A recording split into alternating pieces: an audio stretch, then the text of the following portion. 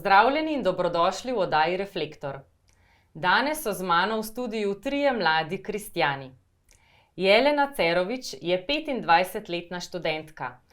Pravoslavna kristjanka prihaja iz Črne Gore in živi že pol leta v Sloveniji. Tukaj študira menedžment v zdravstvu na Fakulteti za organizacijske vede.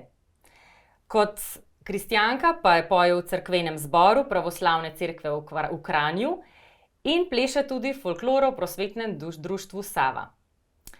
Potem je z nami tudi Neža Žukovec, 23-letna katoličanka, ki je že poročena žena in mati mladi deklici, 3-mesečni dojenčici. Zaključuje študij specialne pedagogike, v cerkvi pa je aktivna kot skavtska voditeljica, vodi pevski zborček in bend FZL. In še kot tretji, Tadej Ogorevc, 23-letni fant, ki živi že na svojem, prihaja iz koprske evangeljske cerkve in kot protestant vodi slavljenje in mladinsko skupino. Tukaj v Ljubljani študira ekonomijo, čez vikende pa je v Kopru pri svoji cerkvi, svoji družini kristjanih. Vse sem povabila, da se malo pogovorimo in poklepetamo o veliki noči in o tem, kako živeti kot kristjan. Najprej pa vas lepo pozdravljam. Živjo! Evo, zdaj pa, kdor bo začel, mene najprej zanima, kaj za vsakega izmed vas pomeni, da ste kristjan. Kristjan znotraj različne cerkve, kako to živite? Jelena, lahko začneš. Začela bi sa stavkom zelo cenjene osebnosti ne samo pri pravoslavcih, ampak tudi pri posameznikih drugih veri nacija. To je patrijarha Pavla. To je meni zelo drag in se glasi budimo ljudje. U smislu ne samo u situacijah kada nam je lepo, kada nam je dobro, ampak tudi u malo težih situacija, ki su, da rečem, teže spremljive in kada se stvari u življenju nisu ravno take kot bi želeli. Budimo ljudje, kot resnično budimo ljudje i bomo prav za prav bili pravi kristjani. Najprej ljudje in potem smo s tem kristjani. Okay. Kaj bi pa ti rekla, Neža? Zame to predvsem pomeni, da to, kar učimo v cerkvi, da to potem tudi živim. Ne samo, da se delam nekaj fino in grem vsak dan k maši in molim in izgledam pobožna.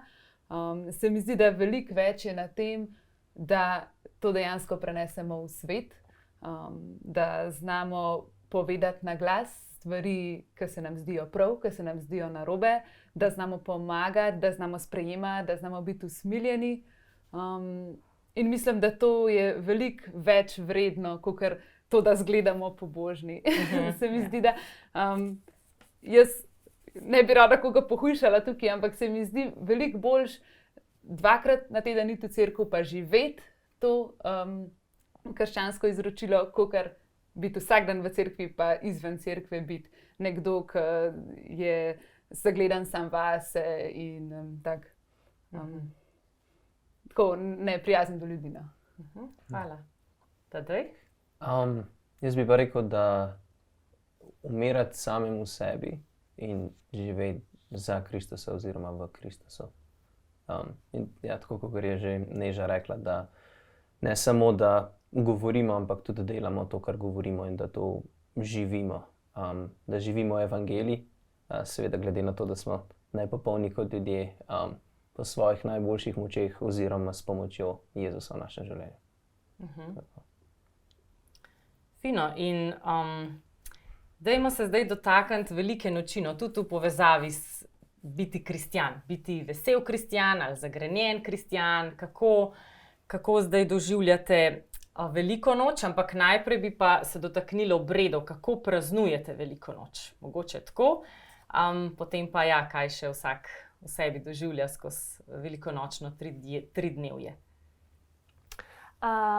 Najprej bi rada poudarila, da post ni le odrekanje od določene hrane, temveč predstavlja odrekanje slabim navadam v našem vsakdanjem življenju in izboljševanje sebe in svoje osebnosti v različnih situacijah življenja. To je potreba po saznanju, da moč leži v skupnosti in da lahko samo tako delujemo kot duhovne in zdrave osebnosti in ne samo kadar gre za naše najbližje družinske člane, ampak tudi kadar gre za naše sorodnike, prijatelje.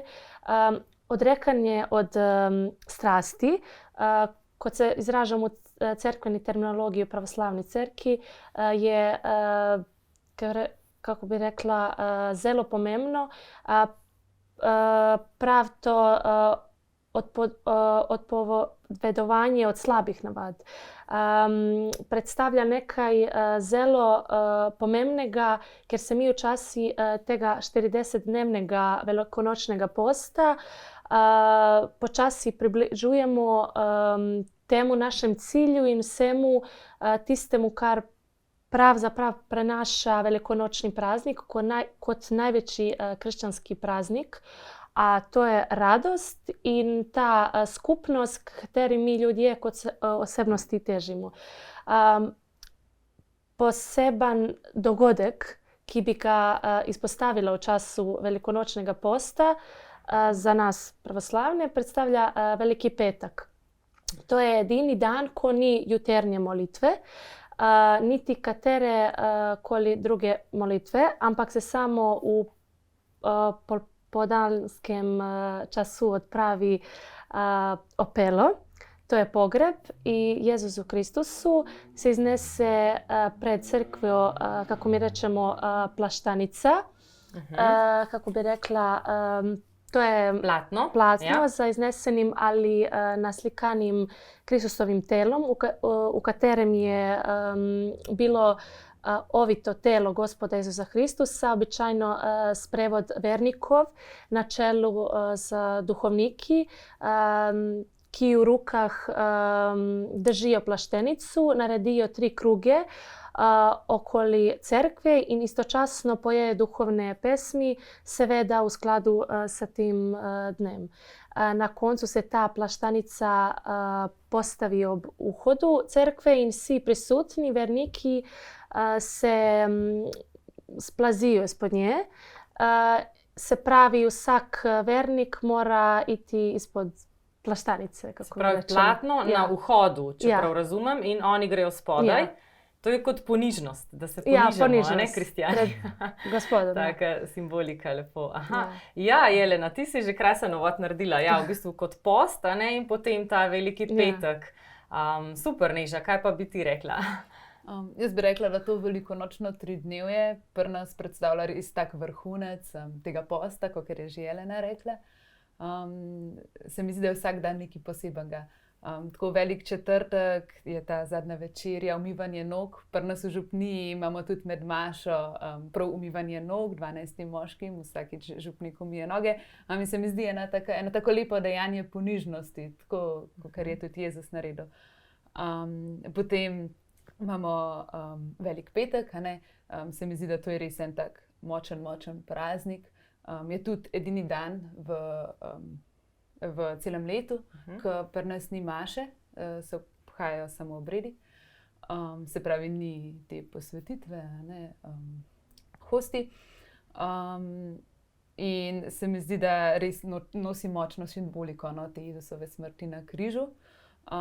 Pri nas imamo potem tudi križopot v naravi, zvečer po obredih in je res ena taka lepa stvar. No, in se mi zdi, da potem Velika sobota je pa prinese en tak mir. Se mi zdi, da po tistem, ko Jezus postavi mašo na Velik četrtek, pa zadnja večerja, pa potem križov pot, pa smrt na križu, pride v soboto en tak mir, ko Jezus leži v grobu in mi je to v resnici zelo lepo. Meni osebno je Velika sobota res zelo blizu. In potem, kakor vrhunec Velike sobote, zvečer vigilija, ki je ta kraljica vseh maš. In je res ena taka lepa stvar. Se mi zdi, da jo vsi v cerkvi zelo močno doživljamo. No? Pa seveda Velika noč, ki je vrhunec vsega. Ja, in s tem se potem zaključene. Fino. V protestantski cerkvi je pa manj obredov, kot v pravoslavni in katoliški. Ja, mi imamo tudi post. In se mi zdi, da na koncu tega posta Velika noč je eno veliko prinašanje nekega upanja, ki nam ga Jezus daje. Čeprav se velikrat, če se nekoga vpraša, ko mogoče ni kristjan ali pa da tega ne prakticira tako, bi verjetno rekel, da je največji praznik Božič, ampak vsi vemo, da Velika noč je zaradi, največja, toliko večja kot Božič. In tudi, tako kot sem rekel, prinaša upanje. In potem imamo ob nedeljah bogoslužje, katerega zmeraj spremlja Gospodova večerja, s katero se spominjamo tega, kar je on na križu za nas naredil. Odne pa v naši cerkvi, ker smo bolj majhna cerkev, nas je tam okoli 30 ob nedeljah, tako da smo taka ena malo večja družina. Zmer potem po bogoslužju imamo tudi skupno kosilo, vsak nekaj prinese in je res tako bivanje, življenje evangelija z kristjani, našimi sobrati in sosestrami skupaj, z spominjanjem na to, kar je Jezus za nas naredil na križu. In ne samo to, da je umrl, ampak da je vstal, kar pomeni, da mi lahko z njim ostanemo. Da se bolj to poudarja, Tako, ja. ne smrt, ampak vstajenje. Tako. Ja, to je res zanimivo, no, da vse splošno, nekdo, ki mogoče sploh ne veruje, ali pa veruje, da Bog obstaja, ampak ne živi toliko svoje vere, praznuje bolj Božič, neko tako romantiko, zdaj, ali, ne vem, družinski praznik mu že rečejo, ker je meni tako, ne, to je pač, ja, je prišel Jezus na svet. Ampak zakaj pa mislite, da damo premalo pomena Veliki noči, oziroma zakaj bi bilo to, da Božič tako prevladuje, Velika noč pa mogoče zaradi te bolečine ali trpljenja, kaj se vam zdi? Ja, meni se zdi, da je mogoče malo premalo zavedanja, kaj Velika noč sploh je. Saj od majhnega smo učeni, Velika noč je, ko je Jezus umrl za nas na križu, ampak kaj pa dejansko to pomeni? Oziroma, kaj to dejansko pomeni zame, kot ne vem, za Tadeja, je pa, se mi zdi, da spremeni celo sliko, ko dejansko osmisliš praznik in dejansko razumeš, kaj pomeni tega. Se mi zdi, da dobi novo sliko. Ja, dajmo kar tukaj nadaljevati, ker ko se pravi, kaj zate pomeni, da je Jezus umrl zate in vstal zate, kaj pomeni Tadej pa? Ja, meni se zdi, da je to toliko ogromna stvar. Tudi če sam pogledamo ta del Jezusovega trpljenja, križanja in vstajenja, je toliko enih stvari, ki izgrajuje mojo vero. Oziroma, ne vem, če pogledamo v Jezusovem življenju, se je izpolnilo nekaj čez 300 prerokb. In z vsemi temi stvarmi, s križem, s tem, da je on trpel, je to prvo kot prvo potrjevalo, da je on res Bog, da je on res Božji sin, ki je prišel za nas umreti. In potem tudi do te točke, ko je Jezus umrl na križu, se je zgodilo polno nekih stvari, ki nam lahko kot kristjanom daje upanje. Recimo, preden je Jezus umrl na križu, vsi vemo, da zraven njega sta bila križana dva razbojnika. In ta razbojnik, ki je prosil Jezusa, naj se ga spomne v raju, on ni bil krščen, ni delal dobrih del, on je preprosto verjel, se kesal svoje grehov, ki je rekel so razbojniku, in da sva vredno, da greva v smrt. Ampak Jezus, spomni se me, ko boš v raju. In se mi zdi, to je samo ena stvar, ki je lahko tako spodbudna na to, da Jezus rešuje vsakogar, in ne glede na dejanja, ampak se vidi, koliko je velika njegova milost. In tudi, ko je Jezus izdahnil in umrl, v Marku beremo, da se je ta zavesa v templju pač pretrgala na pol. To je bila tako debela zavesa. In ta zavesa v templju je v bistvu ločevala ljudi od Boga.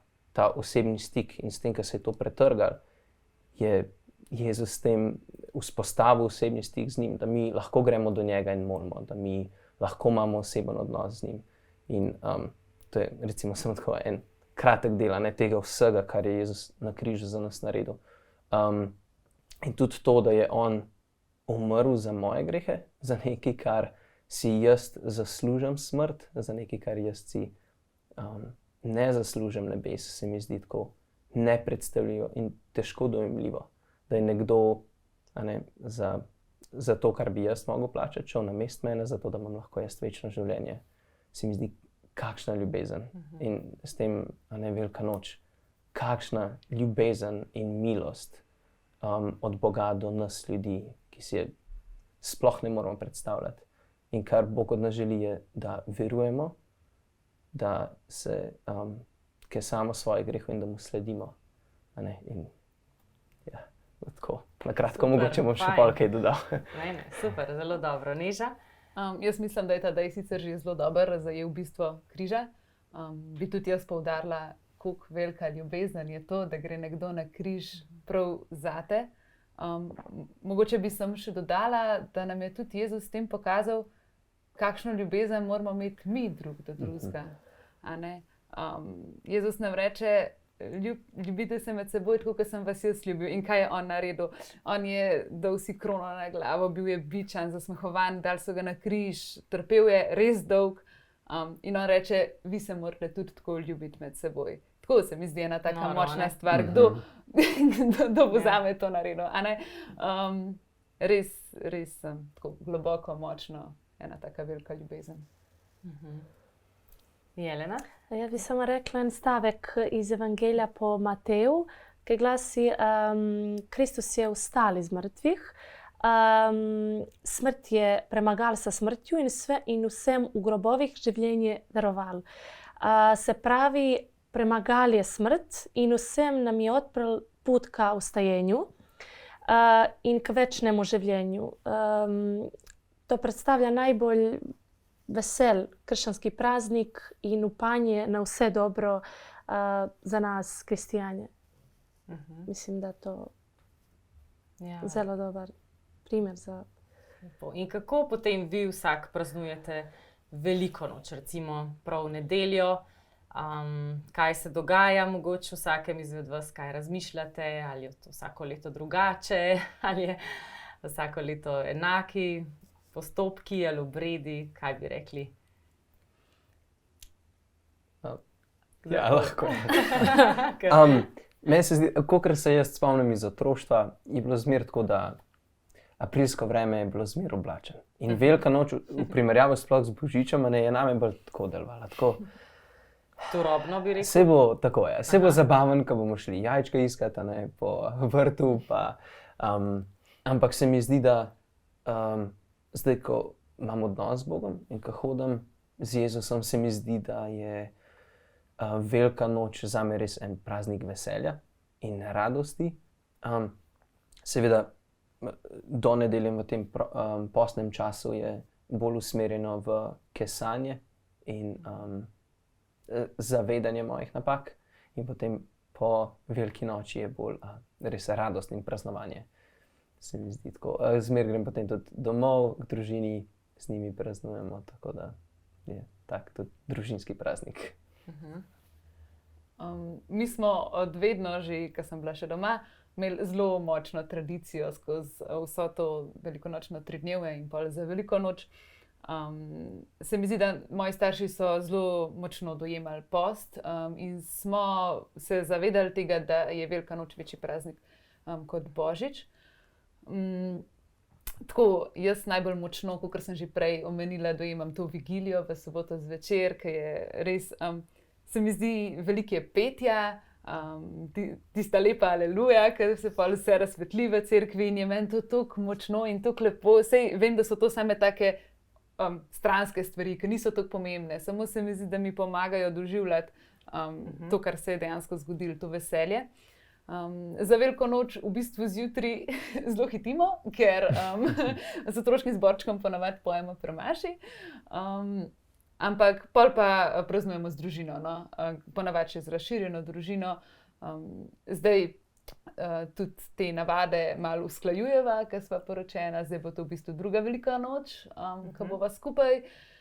Ampak nama kar gre, no, se mi zdi, da so imeli družine zelo podobne tradicije in ni take panike. Je pa malo več usklajevanja, pri kateri družini sva kdaj, pa pri kateri kdaj. Tako. Z družinami praznujete, lepo. Ja. Jelena? Kot je rekel Tadej, ta dan imam občutek veselja in radosti in nič ne bi dodala. Ja, se zavedaš, da je res Kristus ostal zate, a ne? In, ja, lepo. Ampak zdaj, če bi nekdo, ki ni veren, poslušal naš pogovor, bi pa rekel, ampak ja, zdaj, v čem se pa potem kristjan razlikuje od nekoga, ki pa ne veruje in mogoče vseeno tudi kakšne te obrede da skozi ali pa nekam gre, ker mu je to lepo, ne vem, nekaj speče, popraznuje z družino, ker mu je to lepo. Zdaj, v čem se pa vi razlikujete potem od ljudi, ki pa tega ne počnejo? Kaj bi rekli? Ali pa kako drugače lahko živimo zdaj mi zaradi Jezusa? Jaz mislim,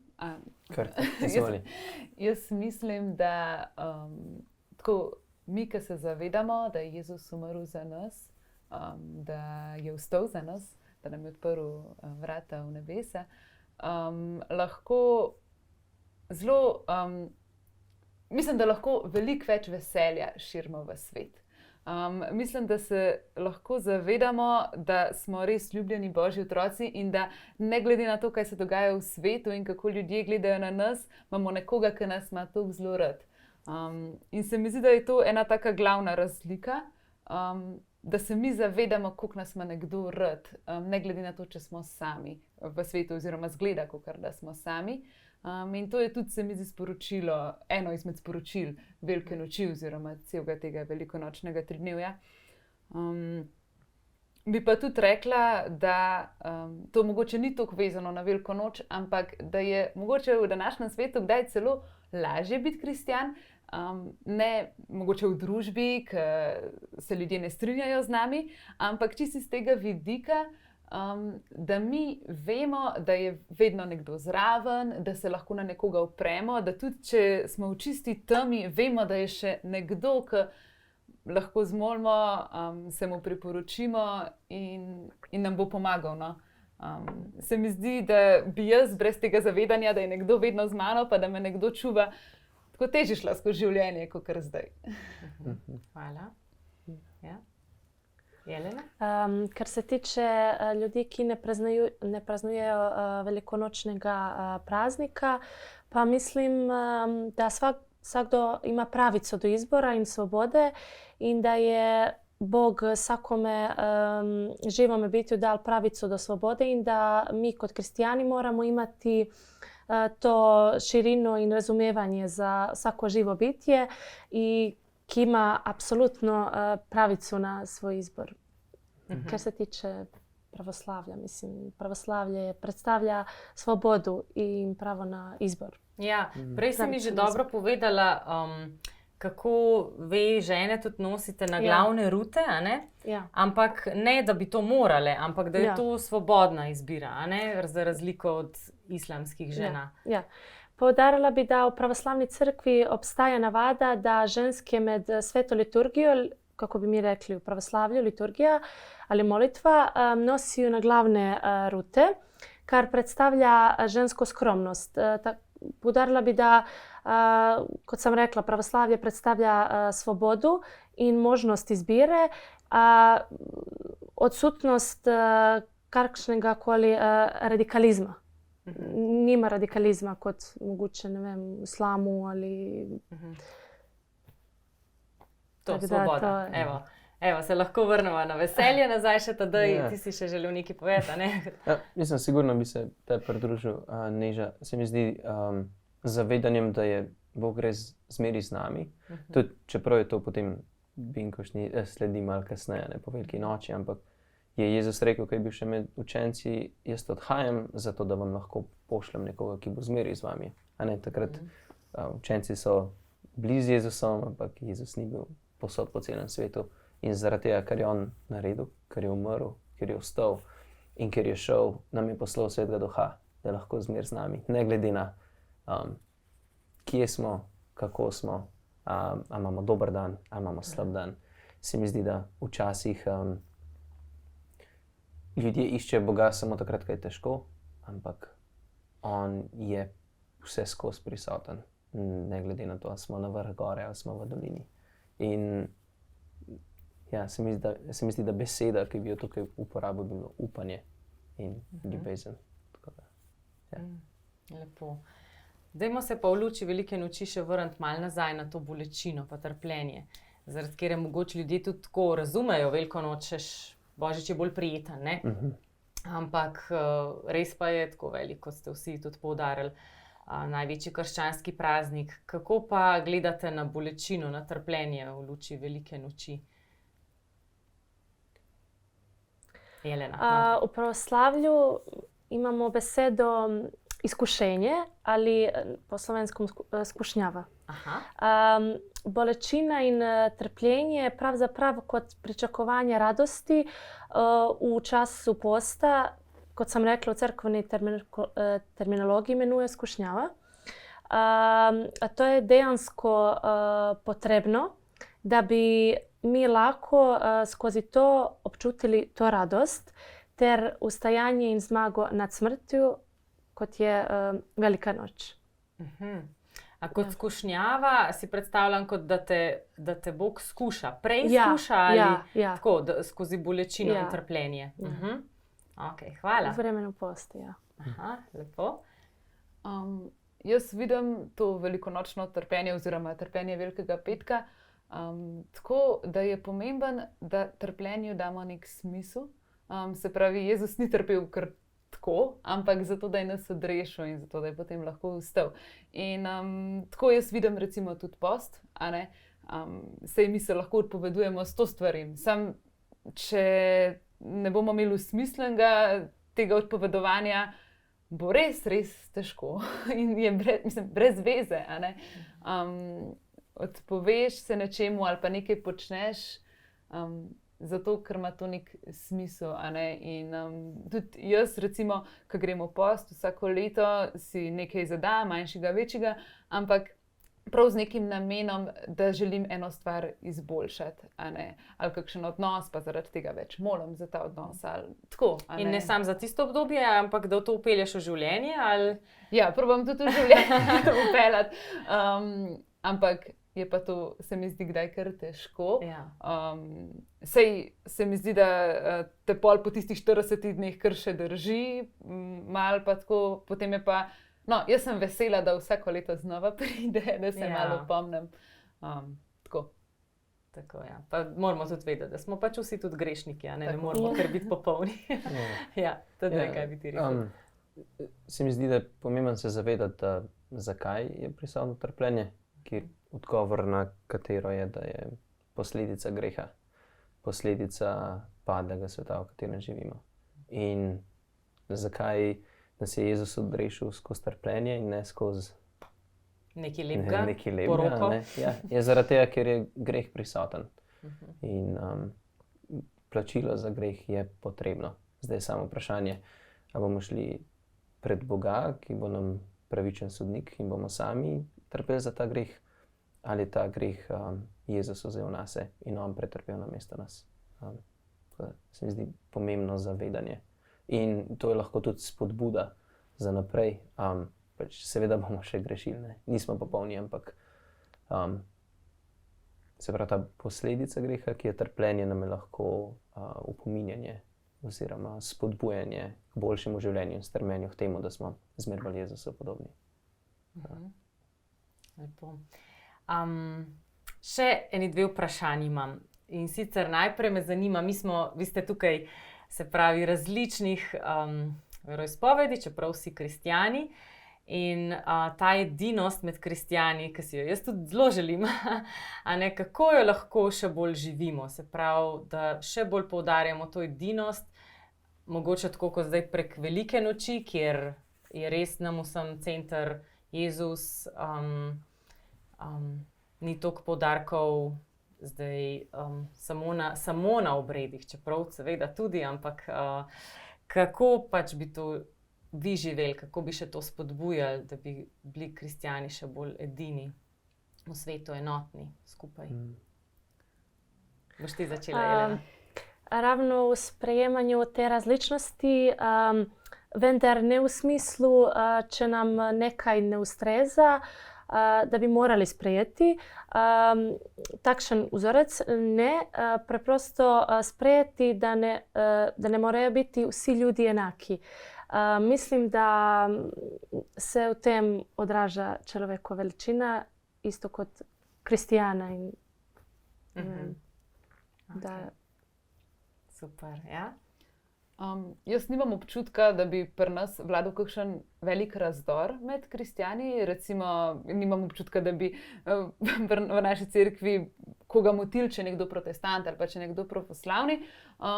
Ampak vidim pa, da čisto na življenjski ravni pa nismo preveč povezani.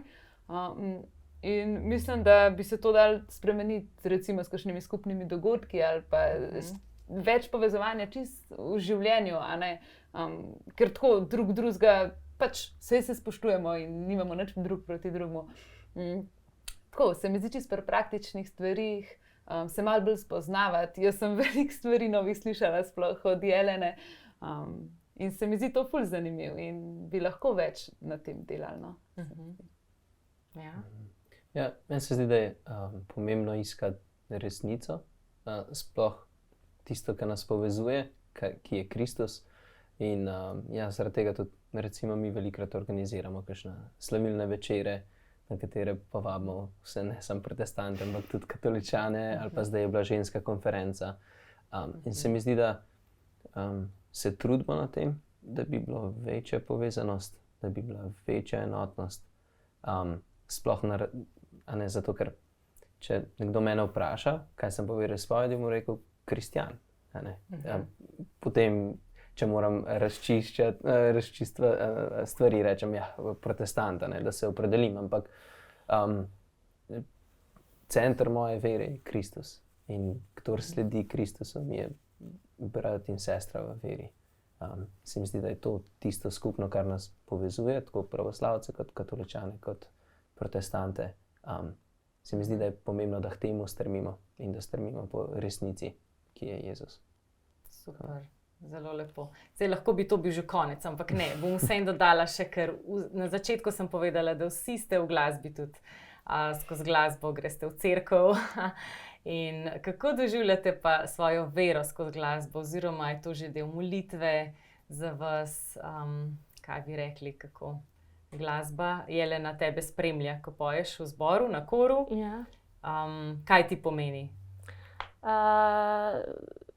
Za mene to predstavlja zelo pomemben dogodek, ker sem 7 let v koru. In imam ta občutek radosti, kdaj grem. Da lahko poješ. Ja. Aha, fino. Ja. In poješ v slovenščini, oziroma tukaj zdaj tudi imate srbske pesmi? Ja, srbske pesmi, ali to je staroslovenski jezik. In ima zelo veliko slovenskih besed k tomu. A uporabljate kakšne posebne inštrumente tudi? Ne, samo glasba. Super, lepo. Meni se zdi, da meni glasba prav odpre neke nove nivoje tega dojemanja Boga. Se mi zdi, da zelo močno lahko začutim Boga skozi glasbo, oziroma mislim, da ga nikjer ne čutim tako močno, kot pri glasbi. Tudi se mi kdaj zgodi, da mi gre kar na jok, ki je tako globoko. In recimo to je meni zelo všeč v protestantski cerkvi. Enkrat sem bila na njihovi maši ali obredu. In je zelo velik poudarek na tem slavljenju, zelo veliko tega. In mi je to res blizu, res mi je lepo. Tako da mi prinaša eno tako veselje, glasba v cerkvi. Ja, jaz se definitivno temu pridružujem. In se mi zdi, da tudi slavljenje je del mojega življenja. Ne samo ob nedeljah v cerkvi, ampak tudi med tednom. Ja, tako kot sodelujem z Utripom kraljestva, kjer je slogan živim, da ga slavim. Se mi zdi, da skozi glasbo je to zelo dobro udejstvovano. Tako da ja. In prinaša veselje, mir in konec koncev slavljenje, ne, češčenje našega Boga. Ja, slava njemu. Slava njemu, res je. Ja. Jaz sem tudi prebrala, da bo v nebesih ena čudovita glasba, pač skozi te pričevanja tistih, ki so mogoče že delček doživeli. Tako da, ja, naj vas še naprej glasba spremlja, prenašajte to veselje, o katerem smo govorili, tudi v svet. Hvala vam danes za obisk v našem studiu. Vas, gledalce, pa vabim, da si ogledate še kakšno našo oddajo in da tudi vi živite, da ga slavite.